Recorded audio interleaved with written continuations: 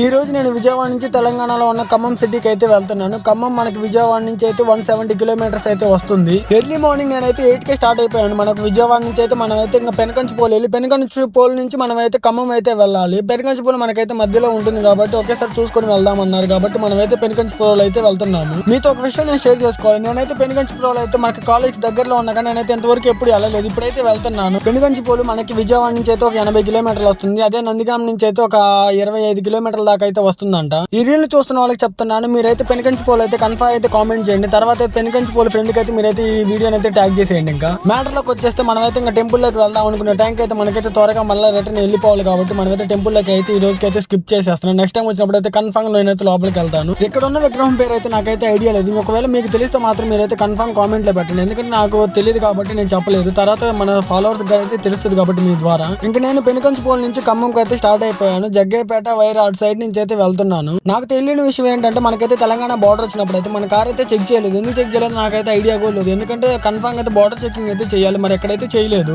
Finally మేమైతే ఖమ్మం వచ్చాము. ఖమ్మం వచ్చిన తర్వాత కన్ఫర్మ్ అయితే భోజనం చేయాలి. భోజనం ఎక్కడ ఫేమస్ అంటే మనకైతే శర్మాస్ భోజనశాల దగ్గరికి అయితే వెళ్ళాము. వెళ్ళిన తర్వాత వీళ్ళ యాంబియన్స్ అయితే పెద్దగా అయితే మంచి రుచికరమైన భోజనం పెట్టాలి కానీ యాంబియన్స్ దే ఉందండి. ఎక్కడ ఉన్నా కానీ భోజనం బాగుంటే చాలు. కానీ ఇక్కడైతే మనకైతే ప్యూర్ వెజ్ అయితే దొరుకుతుంది. తర్వాత ఇక్కడ నాకు ఫుడ్ అయితే తిన్న తర్వాత చాలా బాగా నచ్చేసింది. ఈ రోజు వాళ్ళ హోటల్లో అయితే మనకి అప్పాలు అయితే ఫేమస్ అంట. అప్పాలు అయితే మనకైతే 2 ఇచ్చారు. 2 ఇచ్చిన తర్వాత దాన్ని తిన్న తర్వాత సొరకాయ అప్పాలంట వాడి పేరు అయితే. మీరు ఎవరైనా తిన్నారో తింటే మాత్రం కన్ఫర్మ్ కామెంట్ చేయండి. తర్వాత మన వ్లాగ్ అయితే ఇప్పుడైతే కంప్లీట్ అయిపోయింది. నెక్స్ట్ ఇంకో వ్లాగ్ తో అయితే మిమ్మల్ని ముందుకు వస్తాను. అంతవరకు ఛానల్ సబ్స్క్రైబ్ చేయండి. సాగర్ వాల్మీకి వ్లాగ్.